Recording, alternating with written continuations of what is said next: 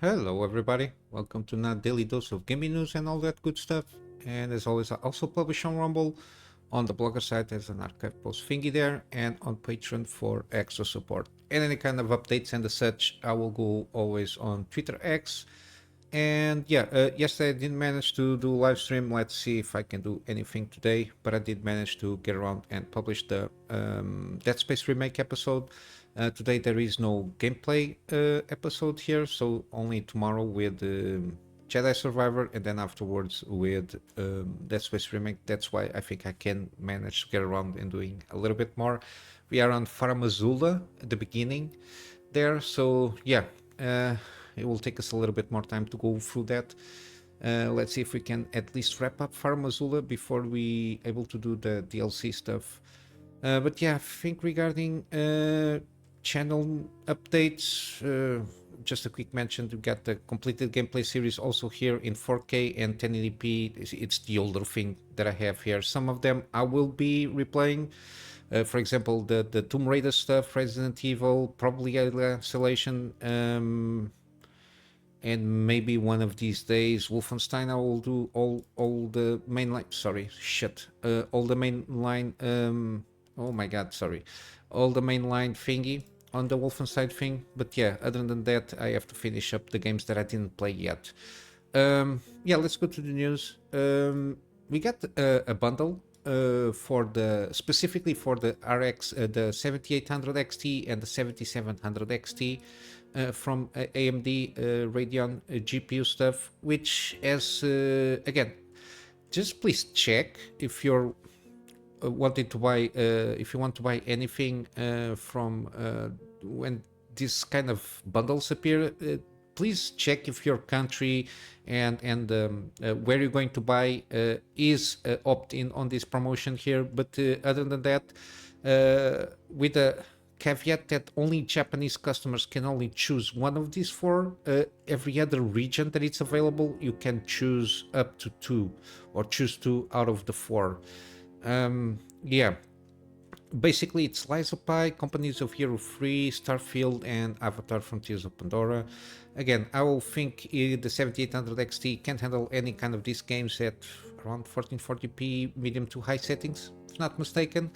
I don't know about Avatar, but I don't think it's like a huge game at this moment in time. I didn't see a lot of stuff coming from this game. Starfield, it is what it is. Company of Heroes, it's usually not very much the kind of games that I played, at least from this franchise. The only thing that I think it's worth is Lies of Pi. They are launching a DLC this year still. Again, I know there was some announcements or at least some info regarding that, but I'm not sure about dates or anything like that. But yeah, it will be released DLC, so I think this is the best option of all of them. But if you have to pick a second one, I don't know, Starfield, mainly because it's at least something that I saw some footage and I kind of know what the game is, and the fact that they can the game can be modded, even though you got the last stuff. It's one of those things I want to cover, the modding scene, the creation kit stuff there, and the creation store, I think it's called, where you got a lot of it's a confusion because they Bethesda insert themselves on that mod scene that they have, that of the creation store, let's call it that. I'm not sure what the proper name is. They are selling also like the bounty stuff, $7 for a bounty mission. A lot of it's kind of the horse armor shit all over again. They continue to insist. That's why I'm a little bit reticent now playing Bethesda games, because of what they're trying to do there, more on that side than the games themselves. Even though the games, Starfield is not for me.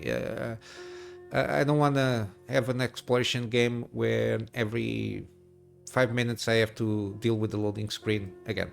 But that's another rant altogether. Again, I think Lies of Pi or the P is the best one if you want to redeem, and if it's applicable on your country, and of course, and on the store that you want to buy this thing. But yeah, I think that it's not a bad deal if all conditions are together to claim this thing here. But yeah, We got also some news from Atomic Heart. Supposedly, after almost 1.5 years after launch, they got ray tracing support again. From what I understand, the game is fine without ray tracing, but it was a little bit on the nose, the fact that right after right before the game was launched, they removed the RTX support, so they dropped that. Again, I don't know why they did it. It was not very they were not very specific, but again, I think it's mainly to optimization issues and all that jazz. Implementing that, I think it's a labor cost intensive work implementing that, even with the support of NVIDIA. But that's my perception. I might be wrong. But yeah, now it is implemented now, but still on the beta kind of stage there, on a beta state there. But yeah, supposedly the ray tracing beta support FreeMOS performance, quality, and balance. Again, you need to have a pretty good GPU to deal with that, especially from NVIDIA, given that in overall sense of things, it's a little bit better on ray tracing than AMD GPUs. We got also for the PC version some couple of bug fixes on this update. Crashes and ability to assign multiple actions to one key. Then we got some quality of life stuff, which is color blind mode, special contrast, black, auto QTE, which is good for me. I don't like quick time events there. I think it's a gimmick. But yeah, puzzles auto solve not that much. I think puzzles should be good. And auto heal, again, these are quality of life for everything. They still need to launch 2 additional DLCs, and we don't have a lot of details on that, but they already launched 2 of them, out of the 4, Annihilation and the Trapped. But yeah, when it's on sale, I usually recommend it because it's one of those that I'm really interested to get around and play it. Again, these games I will when I'm going to do gameplay, I will buy it for sure. But until then, because I got a huge backlog of going through, I will leave it simmering on the store there until I get a good deal out of it. I think it's the best of both worlds at this moment in time for me. But yeah, it's one of those that when it's on deal, I usually go about it and recommend it. Got also Resident Evil 8 now surpassed 10 million units worldwide, and this includes the physical copies and digital downloads, which is a good achievement for the Resident Evil franchise. I played the Resident Evil 7. I quite enjoy it. I only played like a couple of Resident Evil games throughout my gaming history, let's say. And I always been fascinated by Resident Evil, the way they go about. They try to balance a little bit the horror and the action stuff, and I enjoy pretty much the Resident Evil 7. It's kind of almost like a soft reboot in the franchise, and this is the continuation, Resident Evil Village, which is Resident Evil 8, and supposedly I've been covering rumors and leaks from Resident Evil 9, probably open world or something like that, and it's like the third of the trilogy of this specific storyline. But yeah, I already bought this game on a deal, and it's again on my back burner for me to start off and replay 7 and 8, and probably afterwards I will buy when it's on sale the games and eventually play them out. But again, I got a huge backlog to go through that I would like to do some gameplay series there. But yeah, interesting enough, they in the last year they sold 2 million copies, which is not bad given that the game came in 2021, almost not basically 3 years ago.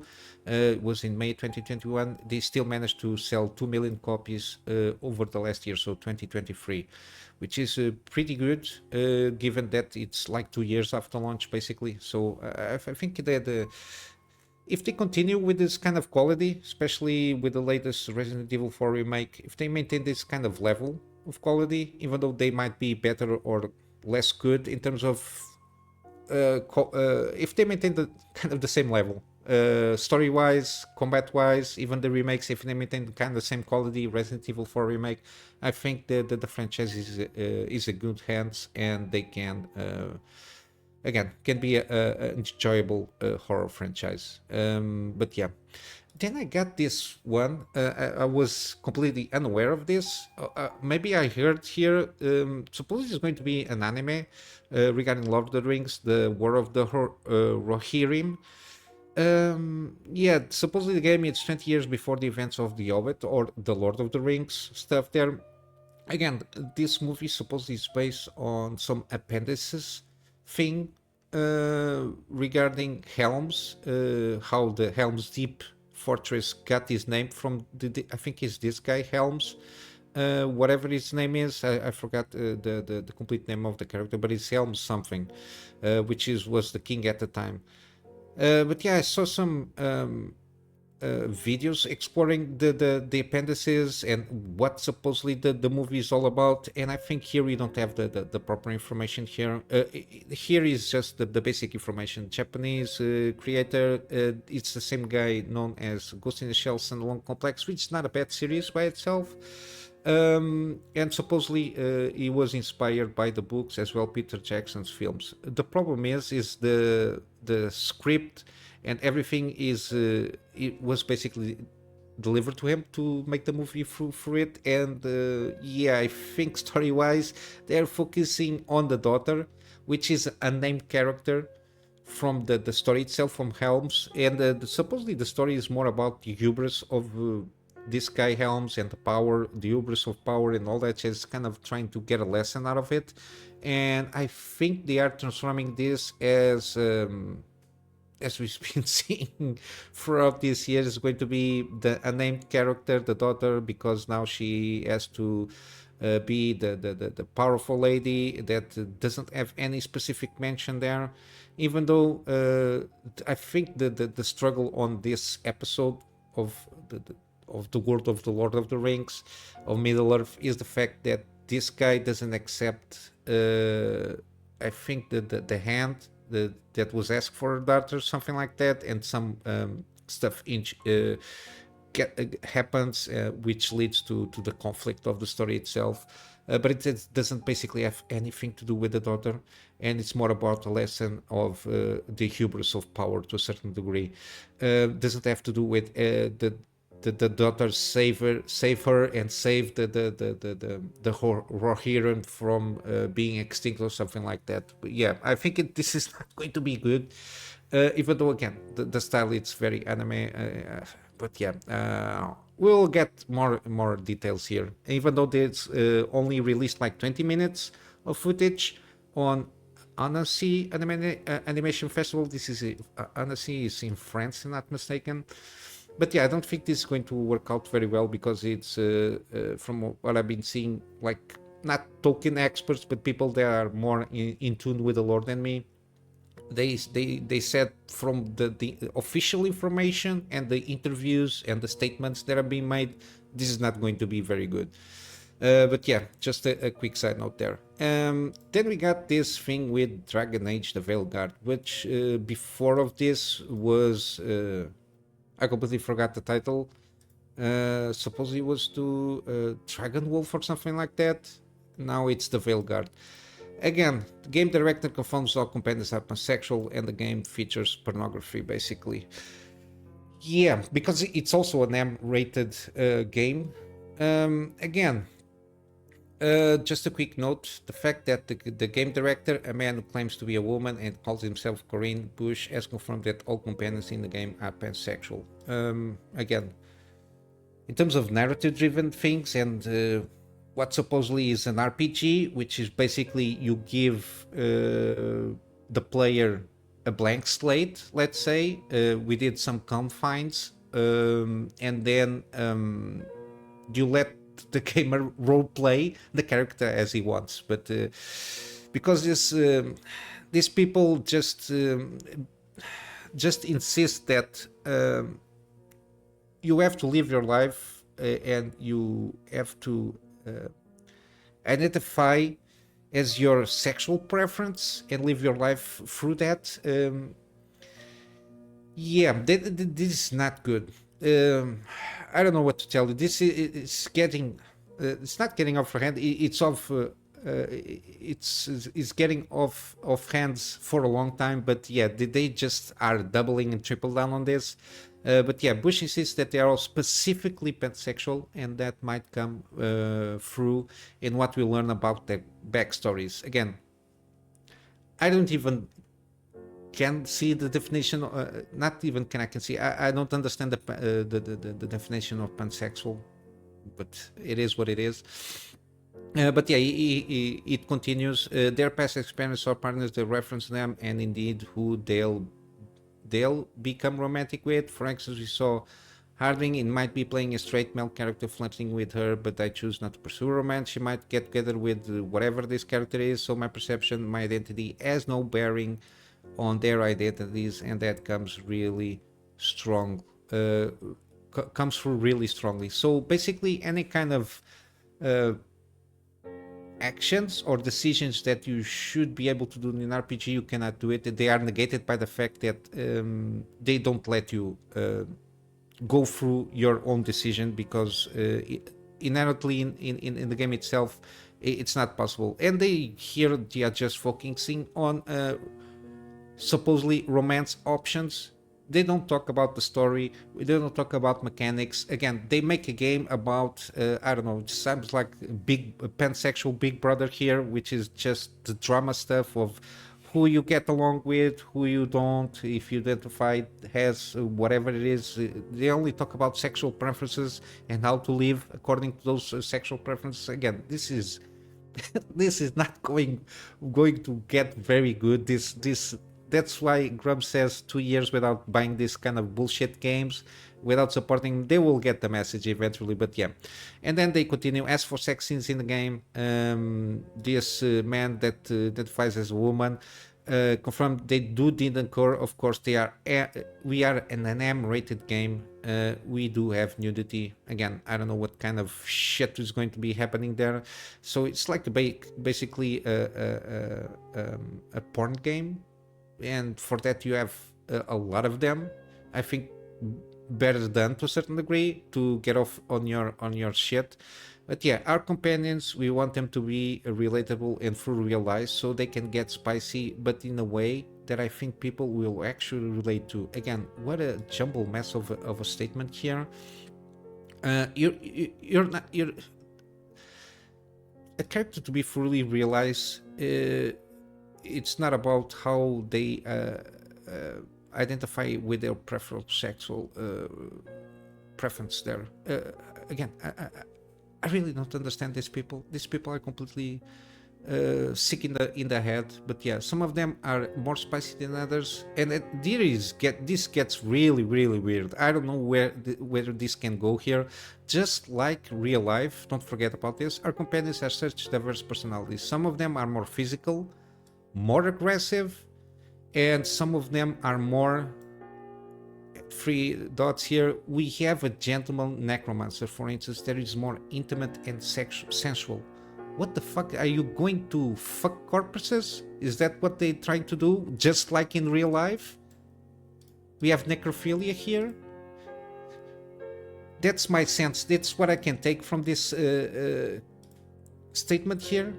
Because just like in real life, the statement itself is the preface of the statement is just like in real life. We got guys that beat you up, so BDSM, whatever, it's a kink. You got guys that supposedly can reanimate corpses, so you're fucking dead corpses, I assume, or you got an orgy with that with dead bodies. Again, this is completely insane, but yeah. And then, of course, as queer trans woman, so a man who identifies as woman but it's queer. Again, I don't understand how this thing works. The 20% alphabet people, so they stole 20% of the alphabet from themselves, basically. I have a perspective on games that not everyone has. Yeah, that's definitely right. You don't have the same kind of perspective that normal people have. Dragon Age not being a place for LGBTQI whatever folks that can see themselves represented respectfully. It's a narrative very queer, and it's such a rare thing for marginalized communities to have representation where we feel proud and powerful in how we are depicted. Again, this last phrase, feel proud and powerful in the way they are depicted. You're depicting yourself, or at least you identify your queerness as being having sex with dead bodies from a necromancer, just like in real life. And I don't know, be more physical, more aggressive. I don't know, beat them up, sucker punching somebody, then fuck them up in unconscious. I don't know. These people have a lot of weird. They are mentally ill because all this talk about the game, they just focus on sexual preferences. And I'm not even talking about the pedo stuff that might be happening here, because you don't know, you got a magic person like a wizard that can transform himself into a children to satisfy your kink. I don't know, your kink, no, which is legal, it's immoral. But yeah, I don't know if they are focusing so much on these kind of things, but yeah. Again, to conclude this game, it's very easy to make a recommendation. This comment should make it easy for any virtuous person or normal person to avoid purchasing this game. First, the game is clearly trying to adapt and indoctrinate players into disordered sexual lifestyles, regardless of the choice a player makes in the game. Basically, that's my take on this, because basically they describe that all the persons or all the characters here are pansexual, so regardless if you want to follow through in getting around with how you identify yourself, so they are basically excluding everybody besides from people that might identify themselves as pansexual in terms of representation, which is basically sexual preferences. Again, from all the PR that I've been seeing from this game, we don't see anything regarding gameplay, systems, the story, what kind of choices that you can make, except for the sexual choices. So yeah, this is a no-go for me, that's for sure. But yeah, it is what it is with this kind of people. And continuing with that trend to a certain degree, Perfect Dark Reboot. Again, I covered this yesterday. Yeah, I didn't even notice that much. On the trailer, I didn't see this image or the frames of her face. I might be distracted somewhere because, again, I think here on the Xbox showcase, I just, some clips I just fast forward some stuff that I was not interested in seeing, and probably this happened here. I only saw the first person stuff there, view. So yeah, this is going to be a shit reboot. The initiative, which is on the values inclusivity. Again, we got a lot of stuff here. We believe that people are the most important asset. All the bullshit, inclusivity, modern audiences, kind of mumbo jumbo they're going about. Then we continue the fact that this remake is doing in conjunction with Crystal Dynamics. I was not aware of this. I have missed out here. Supposedly, if you buy the Tomb Raider 1 to 3 remasters from Lara Croft, you get a trigger warning, which is the games in this collection contain offensive depiction of people and culture rooted in racial and ethnic prejudice. These stereotypes are deeply harmful and exclusively do not align with our values at Crystal Dynamics. Rather than removing this content, we have chosen to present it here in its original form and alternate in the hopes that we may acknowledge its harmful impact and learn from it. Again, it seems that they didn't know what I'm not saying yes or no, but the original intention when they launched the game, when it came out, if it is to have this kind of interpretation or not, you don't know. What was the purpose, intention, the interpretation of the game itself. It's like watching a movie, and before the movie you just say everything in the movie is represented in this way or in that way. So take it with a grain of salt, and you're already putting people in the bias point of view before watching the media or interacting with the media. In this case, the game. This is something that needs the data people, when they play, they might see some stuff that, this might be considered a little bit offensive, and it might be part of the story to be a little bit offensive and demonstrating that the character is doing something wrong. Again, but for that you have to assume that people have some brain cells to rub together to think about these kind of things. But yeah. And again, we got also they cover here the fact on the Xbox or Microsoft production inclusion action kind of a thing here. We got all questions to consider. You are telling new stories, sharing new perspective. We got all of this kind of a questionnaire, kind of a checklist kind of a thing. And again, the PR is the framework is not a checklist, is not a mandate. Even literally, it's not all that. It's just a way for you to get your name into the hands of more players in a meaningful way. Yeah, you are stifling creativity in a certain sense because not all stories revolve around diversity. The good and the greatest stories ever told are not about diversity. They're not about sexual preferences or kinks. It's about morality and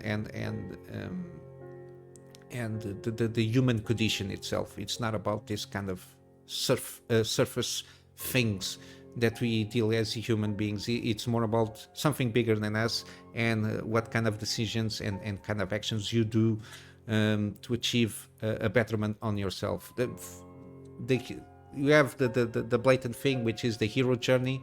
It's applicable to anybody, including LGBTQ, queer people, whatever they want to call yourself. The hero's journey is something that it can everybody can identify themselves with. It's not about if the hero is gay or not that is going to make the story better or not. It's the story that you told in that framework of the hero's journey. But yeah, basically this is what I got here. Again, another game to put in on my checklist of not the ones that I'm going to buy with. And again, I recommend the DI Detected site from Karutas. I will assume it does it on a part-time basis there, so eventually all these games will be eventually be there on the site as not recommended. But yeah, now for good stuff, which is gaming deals. We got still free game until the 13th, so around tomorrow. You still can claim Midnight Suns for free on the Epic Game Store. On the Steam, we got Wastelands 2 Director's Cut, 75% off. Wasteland 3 also 60% off. And then you got I bought this one, the Colorado edition, which has the playable DLC stuff there. I don't know why is this like this, but I have to check it before I play the game. But yeah, it's one of those that I will eventually go about and playing also. We got Resident Evil franchise is still on sale. Again, I will leave all the Resident Evil games so you can complete your collection there. We got Pacific Drive still. It's still on sale, 30% off. Again, this seems pretty good game. We got Cuphead. It's a recent addition for this summer here, 30% off on the deal. And we still have BioShock the collection, 80% off. Again, I think this is a pretty good trilogy overall. But yeah, I think it's well worth it at this price point. On GOG, we got Control Ultimate Edition. I bought this on Steam at this price point. Again, I will try to get around and play Alan Wake first and then go for Control, and then we'll see what I'm going to do on Alan Wake 2 one of these days in the future. I don't know. But yeah, at least Alan Wake and this game seems pretty good. But yeah, it's 75% off. We got Dredge, 30% off. And then finally we got Wolfenstein games. This is the 2-pack, which is the 2 games which are the, I always forget the names, the Old Blood, I think, and the New Order, if not mistaken. Yeah, Wolfenstein, the Old Blood, and the New Order. The New Order is pretty decent. I enjoy it when I did my gameplay playthrough there. The Old Blood supposedly is a prequel to the New Order. And then lastly we got Wolfenstein 2, the New Colossus, 85% off. This is the digital deluxe edition, so it has all the extra goodies there, and it's not that more expensive than the base game there. But yeah, basically this is it for today, guys. I'm just going to wrap up here with a plug on my Patreon for extra support as usual. This extra support in this moment in time for me to get a better storage solution, to be able to get backups of stuff that I do for my clients, and of course some extra space for the videos that I do for the channel.